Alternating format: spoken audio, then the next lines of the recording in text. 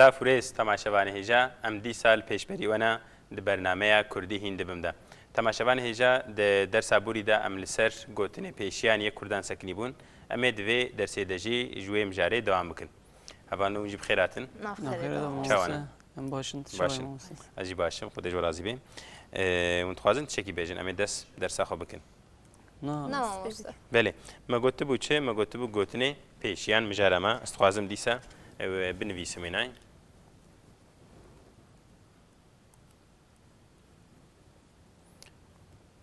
گوتنێن پێشیان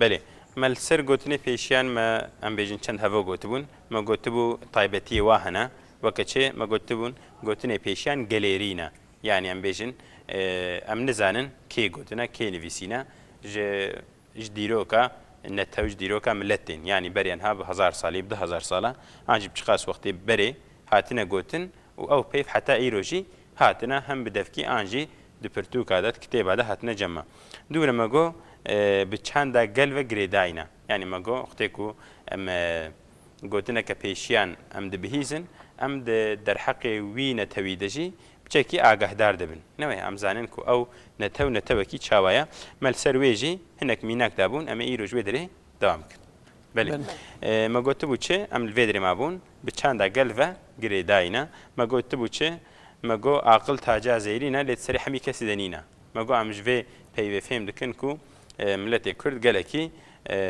قەدر دەدێ ئێقل ئاقلمەندی تشتێکی باشە مەسەر سەر ئاقل دیسە گەلک پێی هاتنە گوتن کی دخوازێ بێژل سەر ئاقل پەیوەکەدی کەرەمکە ئاقل سڤک بارێ گرانە ئاقلەی سڤک بارێ گرانە بەێ ئاقلەی سڤک بارێ گرانە بەێ ئاقل جی تێنویساندن ئەقل جی تێنویسان ینی هەم بە ئایە هەم بە ئێ تێنویساندن ئەم کارم بێژن لە گۆر هەرێمە تێگوهارتن مەگۆ چێ ئاقلەی سڤک بارێ گرانە چێ ماناوێ کی دخوازێ بێژێ ئاقل سڤک چاوە بارێ گران بێ ینی ئوختێک و ئینسانێک دەبێژێ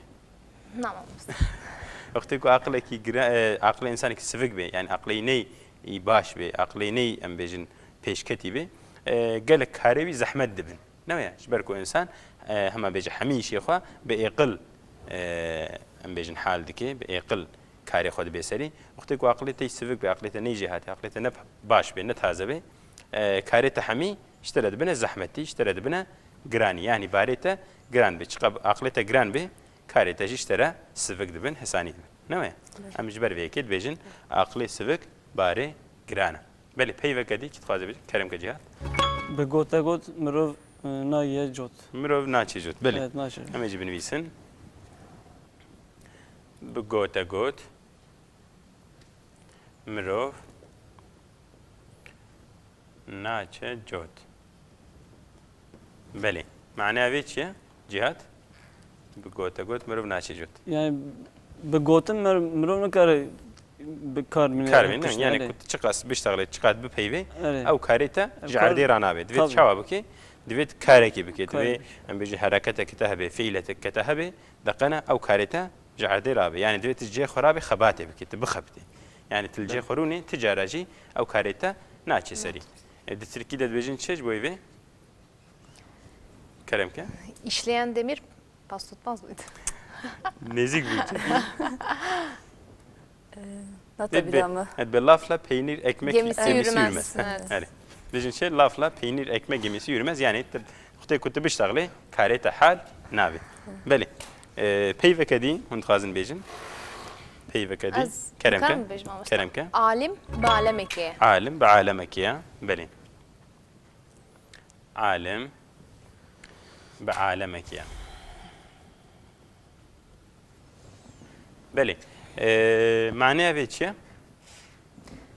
كلام يعني عالم مكي بدل دنياي دنيا يعني بدل عالمك بيجن كونك يا بدل جهانك يا يعني أو قاسي إنسان عالم هيجانا بقدر شما وقتكو أم بيجن برسكريكا نتوكي تشبي يعني جيا جواكي تشبي شوادبي عالمك بتنجي كاريوي جار سربكي كاري حالبكي إجبركو أم بيجن علمي زيديا أم بيجن هشي بيشكتيا كاري كو جلكي زحمت أو حال دكي يعني بلكي ملتك نكاري بحال بكي أما إنسانك زانا كاري بتني ويكاري وي برسكريكي جار سربكي جبر ويكي قلتنا تشي قلتنا عالم بعالمك يا أم جبدي فيجي فهم لكن كو ملتي كرد قالكي قدر ددنا إنساني عالم إنساني زانا يجي هاتي نويا يعني ما قلتش بتشاندا قلبه قريداينا أنجي وقتی ما قلت بقوت قوت مروف ناتش جوت جبر كل فيدري بيفات جوت هيا أم فهم دكن كو د أم بيجن باش روجا كردادا د چاندا كردادا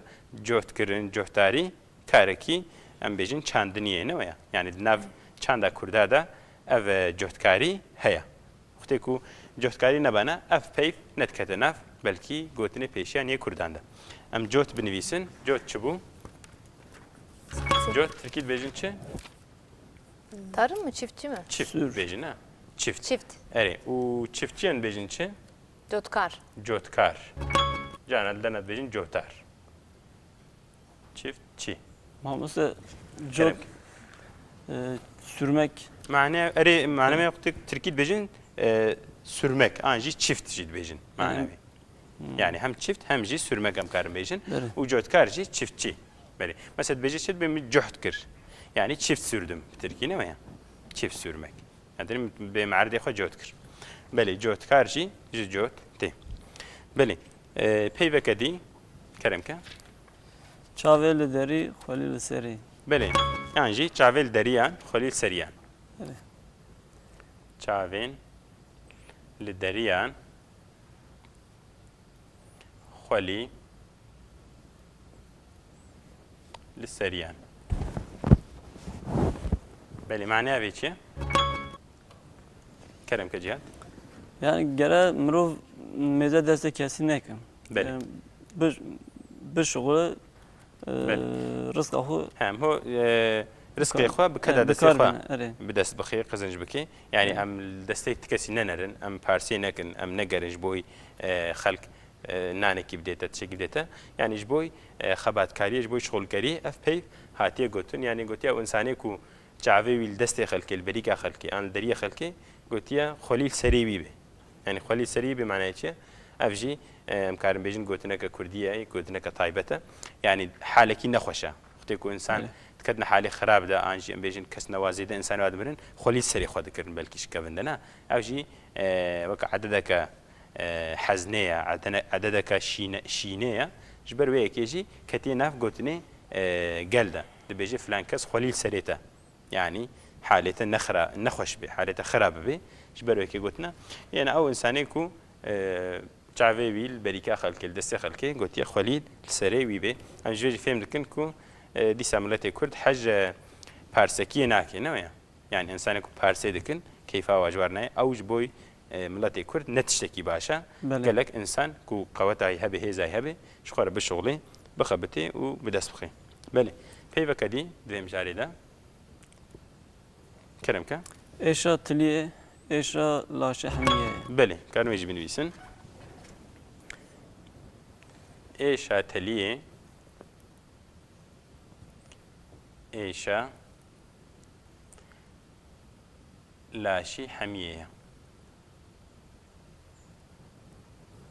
بله ايشا تليه ايشا لاشي حمية تري ام بيجن لاش ليجبركو امكارم بيجن اف بيفك هريما بوطايا الهريما جزيرة هريما بوطا نا بيجن لاش جانب بيجن لاشي نا بيجن نان بيجن ناني نويا نا بيجن صد بيجن صي يعني جبر ويكي قلت يا ايشا تليه ايشا لاشي حمية شو معناه به؟ Yani كلامك direkt mari bir şey yani vücudu meri gider de şantını. Yani kıyarak insin heve بله gider de şantını. اري اما نيا نعم بيجن درك بيشي جبوي تليه قلت يا أري. بنا يعني كنت تليه بيشي وك حمي لاشي حمي جاني بيشي نويا يعني او قاسي ايشا تليه زحمته إشارة دجوارش برويكي يعني تلي تاني بيشي وكلاش حميت إشي إنسان بي عاجز به حتى تخازن فيدا بوي في مجاري حكاية كجور بيجم مشيرو كك ميرج زيرا بوتا دبي مير السر بين رادزال سر تخت إخوة بان ويش بيجن بان زوج بنفيسم بان چيا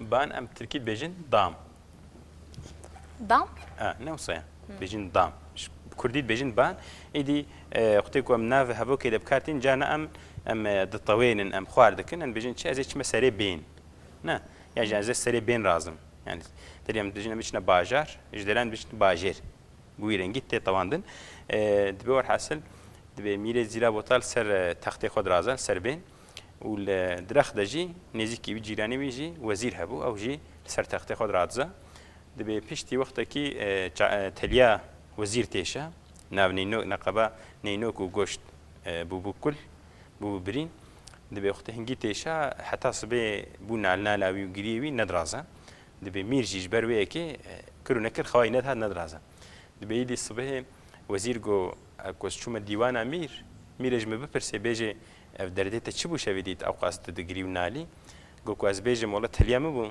يبي معمت زلامك يو كتا چواج بر تليكي او قا نالين وغريت كر جو عيب شبه بيدي چاوكي خود رخصت بتليا خو كرن چاوي خود رخصت دبي الصبح چو ديوان مير جو ما چه دردت ابو شويديت او قاست دغري قولا ميري من چاوي من دركت بوش برويكي از دغريم قلت هاي مالاتي مقوقي نقبات هيلو نينوكو غوشت برين بويا جبروي كتوي قاس جريدك بله ام كارم جيج بوي بحلال اريد دقي ميناك كخوشم عندمكي ام كارم بيجن كو نقباني نوكي وغوشت قالكي زيادتيشي بله مقالك ام بيجن بيف غوتن اتخوازم يكديج بيجم و از هرما مجردي بيف كدي كردات بيجن شن بيجي يكو غوت و کر چیه؟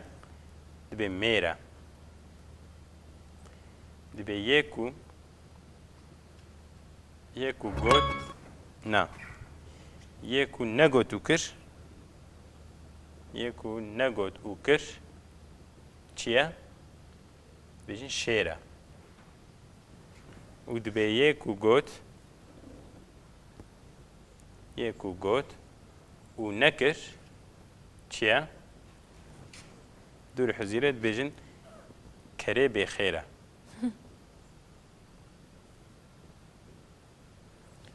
بله الوی درجی لسر گوتنی لسر پیوی لسر سوزداینی سکینی نوه مثلا گوتیه چه؟ گوتیه یک و گوتو کر میره یعنی انسان که گوزه فلان تشتی بکم از وی سوزی دادم وی پیوی دادم از وی ناکی بکم و پیوه خو بینجه به اوزلام چیه؟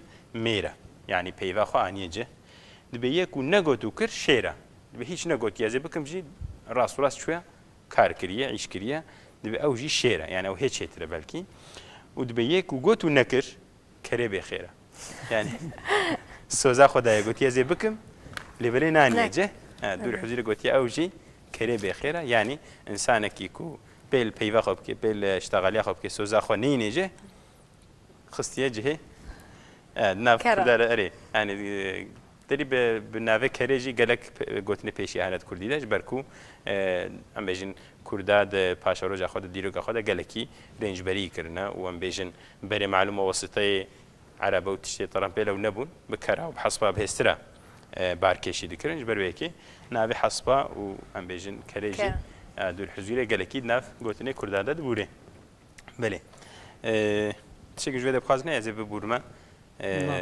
باش اساسيه بله باش اساسيان بجن چه ان بجن دگوتنه پیشیان دا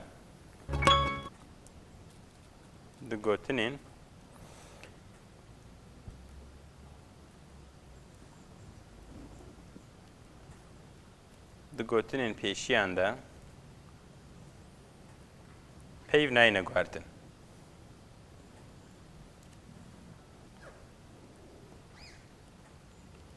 ناینه گواردن بله پیوکه ام بیجن گوتنی پیشیا یک کون هاتن به چه شکلی هاتن ام بوی شکلی بکارتینن یعنی ئەم حتاژمەتێ ئەم پەیوێ ناگوهرن گۆراخوا ئەم معنە ناکەن چاوە هەتیە گوتن ئەم بووی شکلی محافظە دکن وەکە گوتنە چێ وەکە دبێژن کەڤرێ هاڤینێ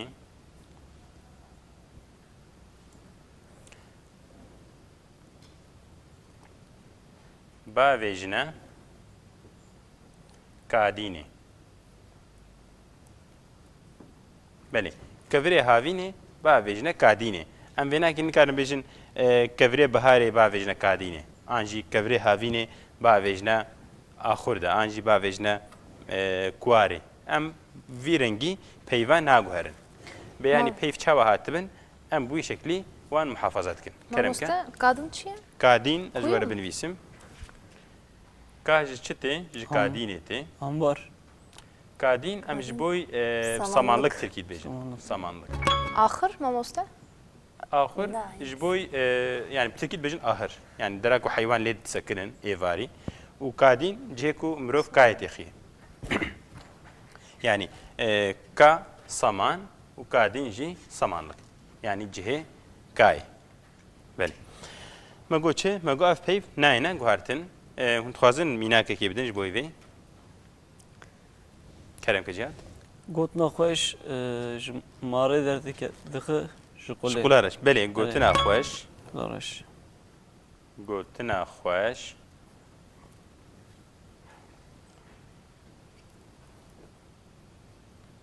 ji qulê derdixê marê reş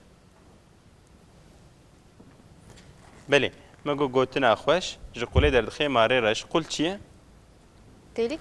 delîk ne em vê nakê binivîsin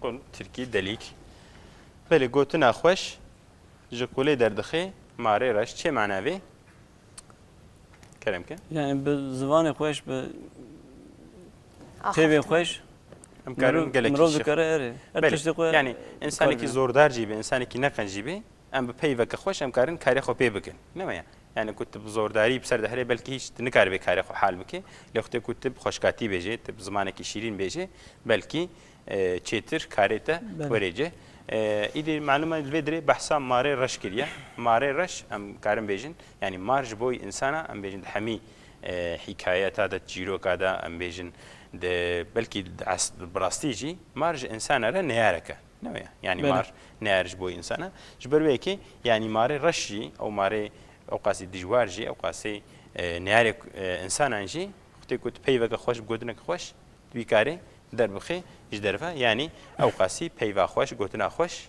ew qasî hêjaya bi qedre belê gotina xweş ji qulê derdixe marê reş Tirkî dibêjin çi ji ber Tatlı vê değil, peyvê yılanı deliğinden He, çıkarır. Tirkî dibêjin çi tatlı söz yılanı deliğinden çıkarır. Malum nav netewan de jî car cara peyvên yani maneya wan nêzîkî hevdû hena cana jî peyvê wa jî nêzîkî hevin hem mana hem jî peyv nêzîkî hevin belê yekedî kî dixwaze bêje kerem kir Esê. Sê û sê çîrokên herçê hene hemû li ser hermiyene. hermiyene belê zaten em gelek çekdî hêvî nekin değil mi? Hadi. Se û sê çîrokên hirçê hene hemî jî